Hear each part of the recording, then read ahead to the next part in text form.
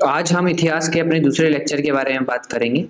ठीक है, ये हम लोगों का दूसरा लेक्चर है CUET के एग्जाम के लिए। ठीक है, जो बच्चे 2000 CUET 2022 की तैयारी कर रहे हैं उनके लिए लेक्चर बहुत इंपॉर्टेंट है। आप लोगों ने अगर मेरा पहले लेक्चर नहीं देखा है तो आप हमारे नीचे डिस्क्रिप्शन में आपको लिंक मिल जाएगा जहां से आप उस लेक्चर को देख सकते हैं। ठीक है, पूरी प्लेलिस्ट है जहां पर हमारी द्वारा दी गई CUET के एग्जाम की सारी इंफॉर्मेशन आपको वहां पर एक जगह मिल जाएंगी। ठीक है, तो हम आगे से बात करते हैं। एक क्वेश्चन आता है कि स्त्री की सबसे गिरी हुई स्थिति किसमें मिलती है? गिरी हुई स्थिति किसमें मिलती है? ठीक है, तो इस तरह का ये सवाल पूछा जाता है। इसका जो सही आंसर होगा वो होगा मैत्रेयानी संहिता। मैत्रेयानी संहिता, इसमें हम लोगों को स्त्री की सबसे ज्यादा गिरी हुई स्थिति का प्राप्त बारे में पता लगता है।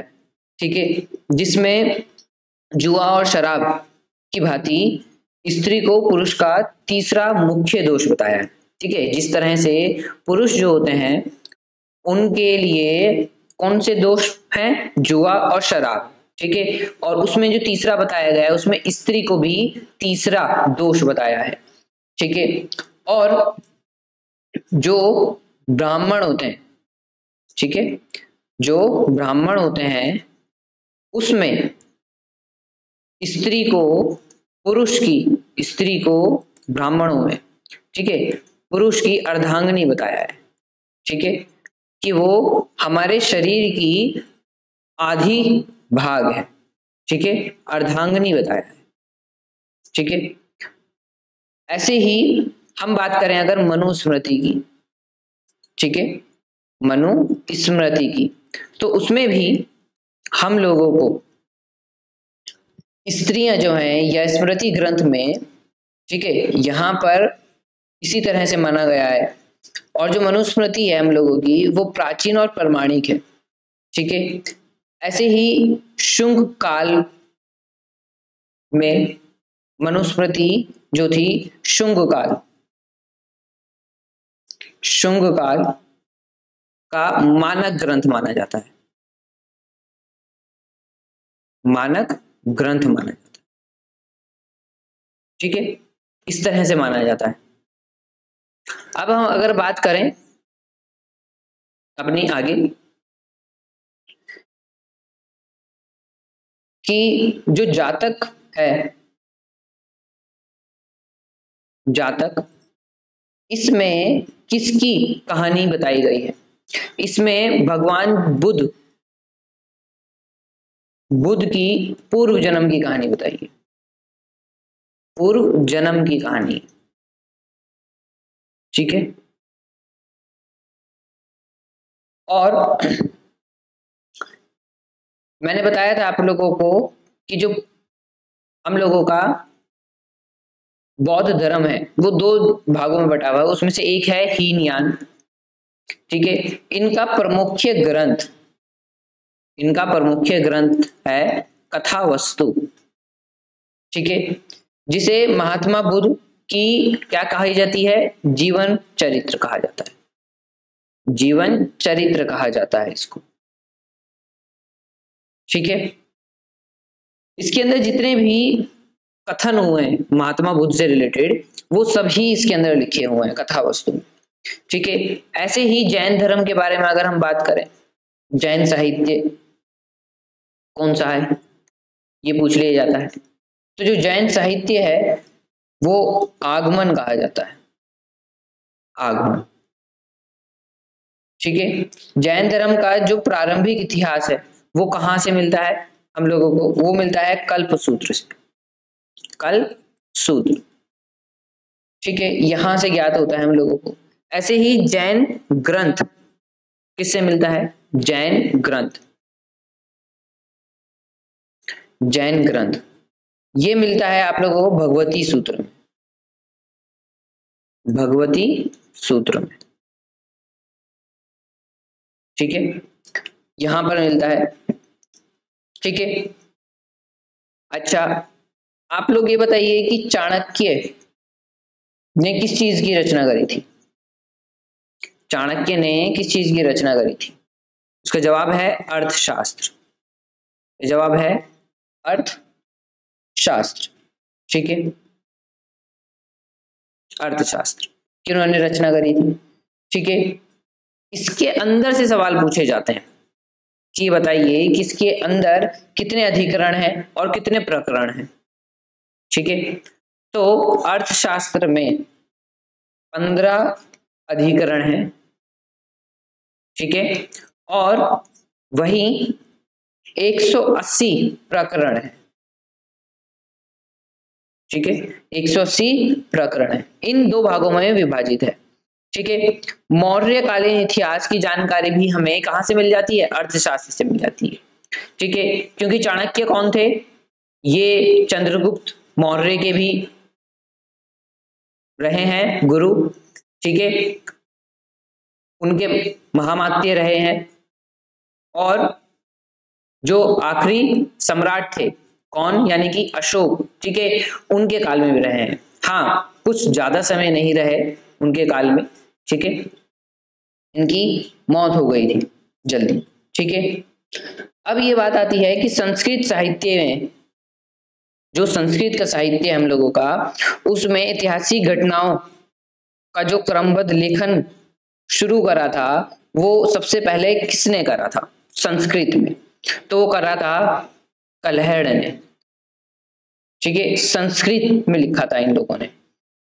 कल्हड़ के द्वारा जो पुस्तक लिखी गई थी वो पूछी जाती है राज तरंगिणी। ठीक है, इस किताब का जो संबंध है, ठीक है, इस किताब का जो संबंध है वो कहां से है? वो है कश्मीर के इतिहास से। कश्मीर का इतिहास। ठीक है, यहां से इसका संबंध है। ऐसे ही अगर हम लोग बात करें, जब अरबों, मैंने अपनी पिछली क्लास में ही बताया है कि अरबों ने जब सिंध राज्य पे या सिंध देश पर विजय प्राप्त करी थी, ठीक है, तो उन्होंने मुगल का जो इस्लाम धर्म था वो यहाँ पर इसको मेन बना दिया था। ठीक है, जब हम इस्लाम धर्म की बात करेंगे जब ये दोबारा से आएगा। ठीक है, तो इन्होंने जब इस चीज पे विजय प्राप्त कर ली थी, सिंध पर विजय प्राप्त कर ली थी, तब उनका जो वृत्तांत है वो किसमें लिखा गया है? वो लिखा है चचनामा में। चचनामा। इसके लेखक कौन है? इसके लेखक हैं अली अहमद। अली अहमद, ये इनके लेखक हैं। इसमें सारी बातें इनकी सुरक्षित रखी गई हैं चंचनामा में। ठीक है, संस्कृत भाषा की प्रथम व्याकरण की पुस्तक, प्रथम संस्कृत व्याकरण, संस्कृत व्याकरण कौन सी बुक थी? अगर आप लोगों को पता है तो बुक का नाम कमेंट बॉक्स में जरूर बताइएगा कि आपको ये पहले से पता थी। ठीक है, इसका नाम है अष्टाध्यायी। मैं इसको नीचे लिख देता हूं थोड़ा सा। ठीक है, क्या नाम था? अष्टाध्यायी। ये क्या थी? प्रथम संस्कृत की व्याकरण की पुस्तक थी। ठीक है, इसके लेखक कौन थे? इसके लेखक थे पाणि। पाणि, इन्होंने ये पुस्तक लिखी थी। ठीक है, इस बुक में जो हम लोगों को जानकारी मिलती है वो क्या मिलेगी? इसमें एक तो मौर्य के पहले का इतिहास, ये पहले का इतिहास मिलता है देखने को, जानकारी मिलती है। ठीक है, और मौर्य युग की हम लोगों को क्या मिलेगी? इनके युग की राजनीति मिलती है, राजनीति। ठीक है, ये सारी व्यवस्था हमें इस बुक से प्राप्त होती है। ठीक है। अब जो चीज है हम लोगों की वो ये आती है कि विदेशियां, जो हम लोगों के, मैंने पहले अपने लेक्चर में बताया था, जो विदेशी हैं, ठीक है, जो विदेशी हैं उनके द्वारा हम लोगों के देश के बारे में क्या क्या चीजें लिखी गई हैं, ठीक है, और किन किन ने लिखी है, क्या क्या पुस्तक लिखी है, किस जानकारी के बारे में उन्होंने लिखा है, ठीक है। तो इसमें से एक अगर हम बात करें स्टार्टिंग से, तो सबसे पहले जान लेते हैं टेसीस के बारे में, टेसियस के बारे में, ठीक है। ये कौन थे? ये ईरान के राजवैद्य थे, ईरान के राजवैद्य थे ये, ठीक है, राजवैद्य थे। इनका जो संबंध था, या इनके संबंध में जो विवरण मिलता है वो बहुत अजीबोगरीब कहानियों से मिलता है, ठीक है, और इनका विवरण से ऐसा लगता है कि ये अविश्वसनीय बातें कर रहे हैं, ठीक। टेसियस कहाँ के राजवैद्य थे? ईरान के राजवैद्य थे। ऐसे ही दूसरे आते हैं एक हमारे हेरोडोटस, हेरोडोटस एक ये थे, ठीक है। इनके बारे में क्या है? इनको हम इतिहास का पिता कहते हैं, एक तो इतिहास का पिता। और ये जो हम बात कर रहे हैं ये कहाँ के थे? ये थे यूनानी रोमन लेखक। कहाँ के थे ये? यूनान से और रोमन लेखक थे, ठीक है। तो इनको हम इतिहास का पिता कहते हैं, और इनकी बुक जो थी वो इन्हीं के नाम की थी। कौन सी? हिस्टोरिका, हिस्टोरिका, ठीक है। इनकी ये बुक थी। कब थी ये थी 5वीं शताब्दी में, 5वीं शताब्दी में मिलती है ये बुक, ठीक है। ये 5वीं शताब्दी में मिलती है। इसमें हमें क्या चीजें मिलती हैं? इसमें इतिहास का वो हिस्सा मिलता है जब फारस या फारसी लोग इंडिया में आने शुरू हुए थे, और इनके संबंध का हमें रिलेशनशिप देखने को एक मिलता है कि भारत और फारस के जो रिलेशन थे वो किस तरह के से थे, ठीक है। लेकिन इसका विवरण भी हम लोगों को अफवाहों पर आधारित है, ठीक है। चलिए आगे बढ़ते हैं 3rd नंबर पे। फिर आते हैं हमारे सिकंदर, ठीक है, सिकंदर।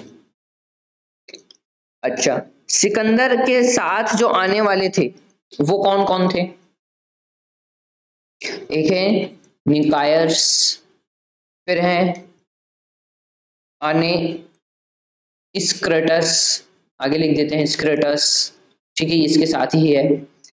उसके बाद मिलते हैं हमें एसिटोबुल्स, उसके बाद हमें एसिटोबुल्स मिलते हैं, ठीक है। इनका जो विवरण मिलता है वो बहुत ज्यादा प्रामाणिक है, ठीक है। अब आते हैं हमारे 4th नंबर पे, कौन से? मेगास्थनीज, मेगास्थनीज, ठीक है। ये कौन थे? ये राजदूत थे, ये राजदूत थे। कहाँ किसके राजदूत थे ये? अगर हम बात करें तो ये राजदूत थे सेल्यूकस निकेटर के,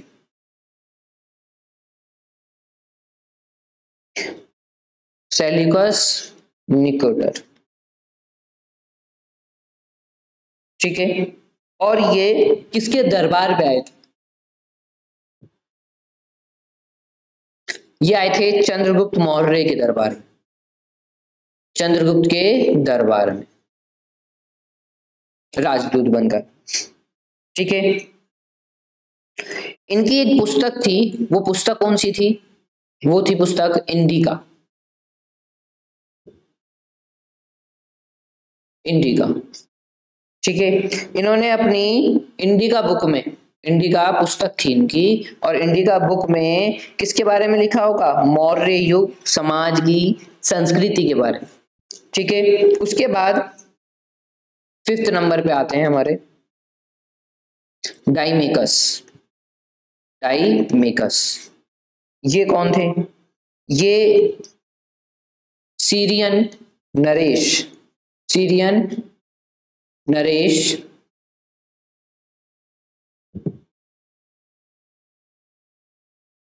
अंतिनियोकस, अंतिनियोकस का राजदूत।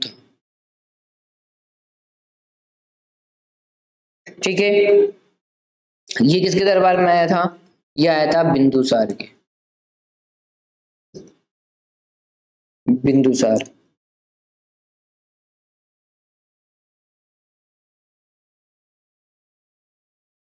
ठीक है, ये इनके राज दरबार में आए थे।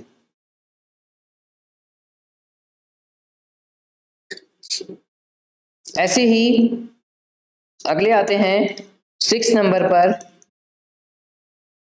डायोनीसियस। डायोनीसियस, ठीक है, डायोनीसियस ये कहां से आए थे? ये थे मिस्र नरेश टॉमी फिलेडस का राजदूत, यानी कि ये भी राजदूत थे। ठीक है, ये भी क्या थे? राजदूत थे, और उनका नाम था मिस्र के नरेश। मिस्र के नरेश यानी कि वहां का जो राजा हुआ करता था उसका नाम था टॉलमी। डायोनियस एक राजदूत था और मिस्र नरेश टॉलमी फिलेडस के ये राजदूत थे। ठीक है, ये किसके दरबार में आए थे? ये अशोक के दरबार में आए थे, अशोक के राज दरबार में आए थे। ठीक है,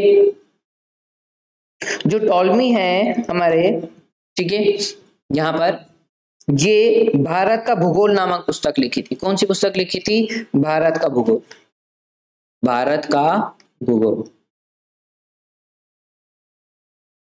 ठीक है, 8th नंबर पर हम 8th नंबर पर आते हैं प्लिनी। ये कौन थे? ये प्रथम शताब्दी में नेचुरल हिस्ट्री नामक पुस्तक लिखी थी इन्होंने।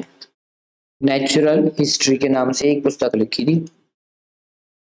ठीक है, नेचुरल हिस्ट्री के नाम से पुस्तक थी।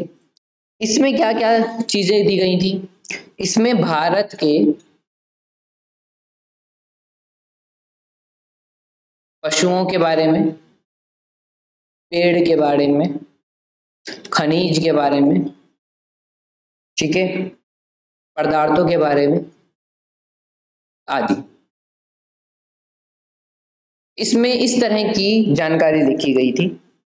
ठीक है, सारी। अब 9th नंबर पे आते हैं हम लोगों के पेरिपल्स। पेरिपल्स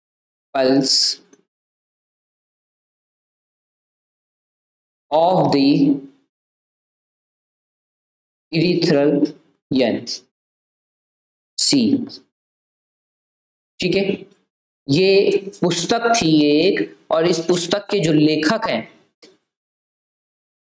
ठीक, इस पुस्तक के जो लेखक हैं उसकी कोई जानकारी नहीं मिलती है कि इस बुक को किसने लिखा है। लेकिन लेखक करीब 80 ईस्वी में हिंद महासागर की यात्रा पर आया था। हिंद महासागर की यात्रा पर आया था।